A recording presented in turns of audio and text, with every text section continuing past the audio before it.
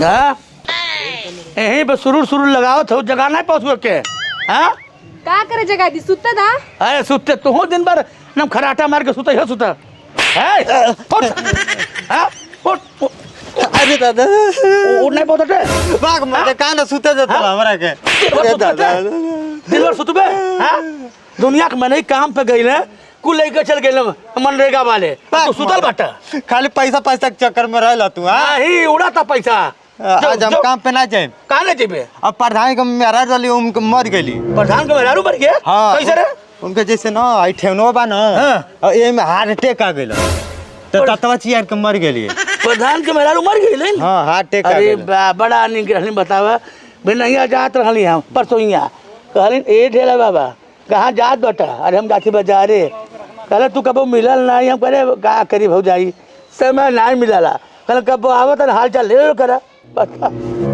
यह जिंदगी के कुछ समय ठिकाना नहीं बच्चा बतावा परसोइया दखड़ी रात दाँत चार के मर गई। तो ये का रो तो उनके घरवा जा रो आ जाते बहु जाते सुत सुत सुत लेकिन जल्दी उठ जाए जा खेत चल जाए भैंस लेके। हां सुत जो बहु सुत हाँ। जा तू बताओ यार मने के जिंदगी ठिकाना नहीं बा। बताओ प्रधानी मर गई ना ढेलावा पड़ाम। अरे चंगन कहाँ जाता रे? जा तनी सड़क फेंके के बा। करे बाबू वह कहल बा जिंदगी के ठिकाना बा नहीं तनिको। ई तो बात सही बा। मैंने याद बा बिहार नहीं बा कब अखिया मुना जाए बाबू केहू के ठिकाने नहीं बा। देखो मुनक्का फुआ रहलिन बेचारी मर जालिन उनके सुनते बराने हमरे हो गई है। हाँ सब ऊपर वाला के बा। और का नाम है मीनाक्षी मीनाक्षिया का नाम है सुष्मिता के बड़की दीदी वो बतावा आवत रहली वो बुलडोजर के नीचे दबा गई। वो परान फेंक के कितना सुंदर रहल बतावा अपने देख मामी ना रहली कांति। हाँ तोर मामी ये बतावा उनके जुड़वा लड़के होते लो लड़की होते मर गए तो 3 दिन पहले हमसे मरल मिलल रहलिन। हाँ जिंदगी बाबू कोनो ठिकाना बा नहीं। बात सही बात देखा बाबू प्रधान कितना बढ़िया रहलिन और समझ ला कि परसोइया हमसे मिललिन कहलिन ए बाबू ढेला कहाँ जाता था? हम कहले भाऊजी जाती बस वैसे घूमे। कहलिन तू कबो हमसे मिलल नहीं। हम क्या करी भाऊजी जीव क्या था ना बवाल बा ठेहुन भर से हटा जिंदगी में बा। हम गईली बोलनी नहीं। रोवत काहे वाला तू? ए ढेला बाबा बाय मर्दवा बताइबा भइल का रोवत काहे वाला तू? अब बोला का बताई प्रधान मर गए उनके घुटनवा में हार्ट अटैक हो गई दाँत चियर के खत्म हो गई। के तो से कहला कि प्रधान मर गेली अबे हम मिल के आवतनी उनसे मैं मर जाए थे हमार बेटुआ बा गोबरिया कहला कि हम कहले उठ सारे जो ड्यूटी करे जोर। हाँ। दुनिया का लिखे गई कहले ना यार छुट्टी है प्रधान जी छुट्टी कैले बाटे उनके मेहरारू के घुटना में हार्ट अटैक हो गई दाँत चियर के मर गए। झूठ बोलता हूँ गोबरिया मैं मर जाते झूठ बोलता हूँ। हमसे कहा था कि हम प्रधान जी लगे जो हो गया कहा था हमें महीना में कैसे 5 दिन के हमें पैसा देवे कैले मनरेगा वाला।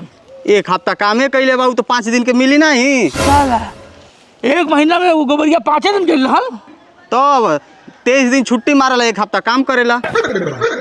चलते घर चलते ना हम घरे का करे जाई नहीं जाई नहीं हम काम करे नहीं पहले घर चल बता दे चारों को। चलो चल अच्छा का चल बा डार्लिंग ठीक बाड़ू? हां ठीक बनी। हाँ बैठा बैठा बैठा तुम्हारा खातिर जान तो कितना कितना रिस्क ले पड़ता है। भाई ना बाबू जी कहनी कि हम प्रधान के मेहरा में मर गए। बाप रे तू तो बड़ा झूठ बोलले में फर्स्ट बड़ा हो। तोरा खातिर का नहीं करे पड़ता बहुत जंग लड़े पड़ता तोरा खातिर। वो झूठ बोल दिया हमसे सर। झूठ बोलते बाबू इतना दिन से ड्यूटी नहीं जाता ना।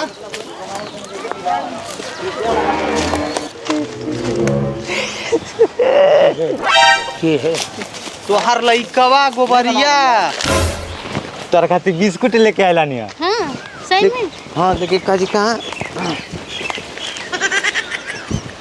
कहाँ बा बिस्कुटवा बिस्कुटवा हेरा गेल का? तू वही हवा बोका कुछ हेरवा देबा। कहाँ गिर गेल बिस्कुटवा? अरे बाबूजी, अरे दादा, अरे बाबू रे, अरे बाबू, अरे क्या कहला है? क्या कहला है? प्रधान के बारे में घाटे हो गए? झूठ बोल रहा है? झूठ बोल रहा है? अरे बाबू, झूठ बोल रहा है? है बेरे बेरे देखो देखो प्रधान के बारे में मरल बा मेरा मरल बताओ क्या? प्रधान के मेहरारू अबे मिलल अली हमसे। कहाँ झूठ बोल रहा था? हाँ कहाँ झूठ बोल रहा है? हम वादा कर रहे कि आज आई मिले कहते। वादा सरब हमसे 25 साल से वादा करता रहे दादा तुके पढ़ लिख के दिखाई नौकरी करब हम बढ़िया से मजदूरी करब एक बार पढ़ाई लिखाई बा भौजाई चक्कर भौजाई के हाथ गोड़ जोड़ के तुम्हारे प्रधान से कहीं के काम लगोली बाबूजी अब छोड़ दो हम तो के नहीं छोड़ दो मेरे को। अब ऐसा काम नहीं कर बड़े ना। कान पकड़ ना कान बोल बोल उठा तने बैठा तने बोल बोल अब कब भाई। नहीं का अब कब बात सारे थे हाँ जो काम पे जो क्या काम पे लिख जो चल जो जरा उतरा ना गिरा तो मुआ दे तू क्या हम चल का फुफिया तल का बुझती हो हाँ छुतिया बजते हाँ करे शिकायत करते ला हमारे बाबूजी से। अरे दादा हो दादा तू बोलबो काम बना जे तो बोलम ना चल ते दोस्त वाला रे चल चल तो के ऐसा जगह तो के फसाइम ना कि कोई नहीं निकाल सकती। ए तुमको देख ले अरे तब बिना अनिलवा के बिना कोई नहीं निकाल सकती। चल बोले कहल ख्याल बचले हाँ जो जल्दी से खा के मोटा जो बेटी जो जो जो हट हट हट अरे हट हट हाँ जो जो खेतन चर के आओ देखाई ये नवाब के नाती अब सुतले बाटे हाँ है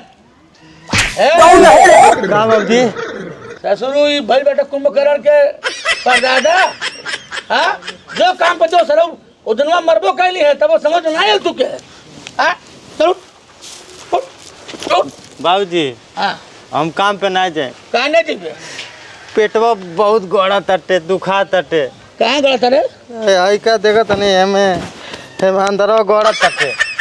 अच्छा अच्छा तो काम पे ना जीबे नहीं हम आज नहीं जाए कामे पर आज जात नहीं घाघसरा का करे हाँ इलाज करावे। अच्छा डॉक्टर के यहाँ बंगाली के यहाँ हाँ तो बढ़िया से दिखा ली है ठीक है ठीक है ठीक है ना ठीक ठीक है नौटंकी मत करे ठीक है। कहीं दूसरे जगह गई ला जब मार के सर तोर पिछवाड़ा तोड़ दे बाग बाबूजी तू खाली सके करला जो दिखा लिए ठीक है जा जा हम जाते सोते आराम से जा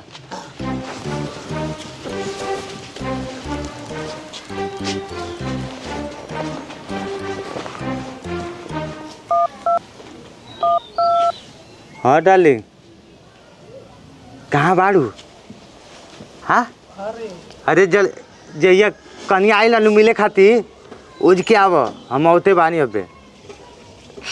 अरे जान तोरा कहती हम बहुत कुछ रखले बनी लेके आओ तनी हाँ तुरंते होते बानी हम बाबूजी कहना सुते घर में ठीक बा ठीक बा ठीक चलो चलो ठीक बा रखो तनी नहीं तो बाबूजी जान जाए तो बहुत मार मरिए ठीक ठीक अभी मजा आएगा ना भिड़ो अरे निधिए नहीं लगती है गैले नहीं का हाँ सरा गैले नहीं हाँ, तनी आराम कर लियो को बस तब जाए नहीं जो दिखाओ जो चलो जो दिखाओ जो अब तू गया बेटा अब तू गया देख तेरी औकात में दिखाता हूँ तुझे। डॉक्टर ने दिखा लिए ठीक है हाँ ठीक है दवाई ले लिए ठीक जो है। जो जो सर कई कितना दिन से कति खटिया बनवा दे समझ नहीं पाता टे हल जाए दिन पिछड़वान तब तो समझ पाओ दिन खटियो टूट गए चला ये तो खर्चा बढ़ल जो के हुआ जहाँ आज तो उनके उल्लती आई ने बोल इनकर इसके बाजी भूत उतार दे सर दक्षरा गई बटे ना चलो हम उठते हैं हमारा नाम खेला है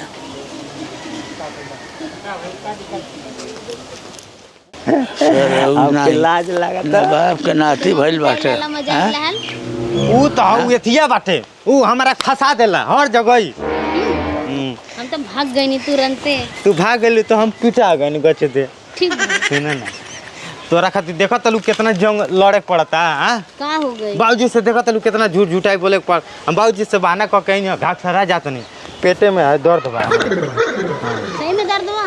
हाँ, ए बालम मार के आज पकड़ा जी मतलब का होई? हाँ, आज पकड़ा जो अब जनिए ना पाई हम एक गाना सुनाई गाना सुनावा लेकिन आंख बंद कर। हाँ आँख मर करके हाँ।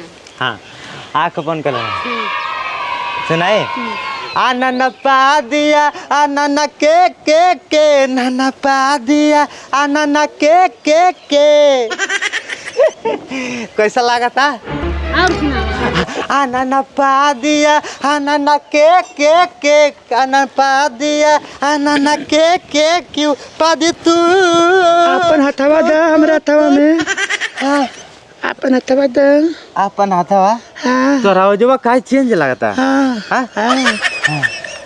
आनन पा दिया आनन के अरे बाबा अरे आज मारो की तू अरे दादा तू आई बेटा घर से ना अरे दादा अरे बेटा हाँ माई मर गई ये करबे बे हाँ फिर ओकर चक्कर में पड़ ले नहीं, हाँ? ना, आओ ना। उ तो हमके बता दले हाँ दूसर के उहो बतावत हाँ फिर अरे दादा फिर बोल गाओ बोल आनन पा दिया आनन के